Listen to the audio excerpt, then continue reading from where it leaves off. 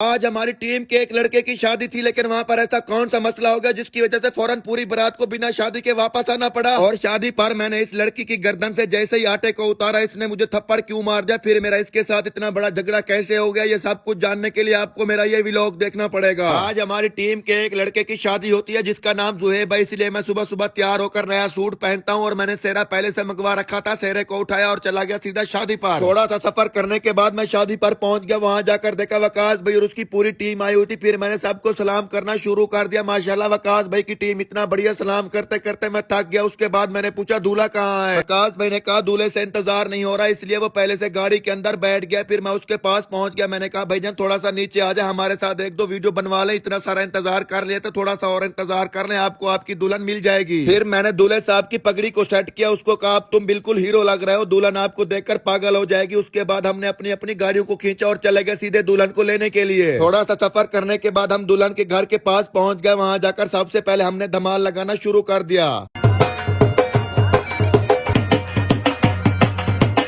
हमने इस बार चाइना से दो खूबसूरत लड़कियां मंगवा रखी थी। फिर हमने उनसे अच्छी तरह से धमाल लगवाया। धमाल लगवाने के बाद अब बारी आ गई थी दूल्हे के ऊपर पैसे उड़ाने की। फिर हमने अच्छी तरह से पैसे उड़ाए और बच्चों ने बड़े मजे के साथ वो पैसे लूटे। ये सब कुछ होने के बाद अब बारी आ गई थी आतिशबाजी की।